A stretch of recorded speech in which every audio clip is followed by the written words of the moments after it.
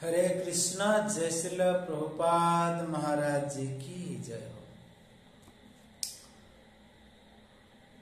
आज आम आलोचना करवा आम समस्ते जानते आम समस्त भितर चेतना अच्छे।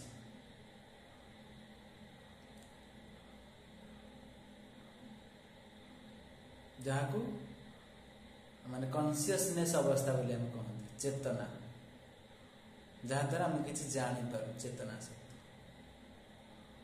तो ये प्रभुपाद भगवद गीतार कहते यही चेतना कौन ना, चेतना हूँ मु अटे। ताहले मु कौन? दूषित चेतना रे मु अटेर अर्थ है मु जहा सब देखुची से सबुर मालिक हूँ मु। माने मोर दुई प्रकार भाव अच्छी। तो दूषित चेतना रे दूषित अंतकरण रे जहा देखुची तार मालिक मु भोक्ता, मु हेलु उपभोगकारी। पृथ्वी गति करुची कारण प्रत्येक जीव भावुची जे से भौतिक जगतर प्रभु और स्रष्टा। तो भौतिक चेतना रे दुईटी मानसिक विभाग अच्छे। भौतिक चेतना दुई भाग में विभक्त। गोटे कौन ना, गोटे हूँ मु स्रष्टा, मु सबकिछ मालिक तैयारी करिछि। अन्यटे हूँ मु हूँ भोक्ता, ए सबुर उपभोगकारी हेलु मु। ए सब वस्तु मो पई प्रयोज्य। किंतु वास्तव में शुद्ध चेतनार भावटा कौन ना, परमेश्वर हेउचंतु उभय स्रष्टा और भोक्ता।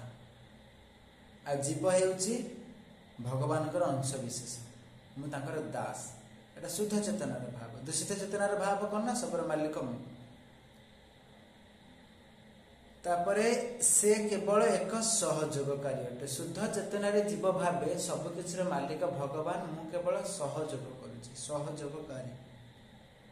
से हेउछि सृष्ट बा उपभोग्य, से भगवानकर उपभोग सहायक हेब। उदाहरण स्वरूप कौनसी जंत्रर गोटे अंश समग्र जंत्र सह सहयोग करे। शरीरर एक अंश समग्र शरीर सह सहयोग करे। हस्त, पद, चक्षु आदि शरीरर अंश विशेष अटंती, किंतु सेमाने वास्तव में भोक्ता बा उपभोगकारी नुहंती।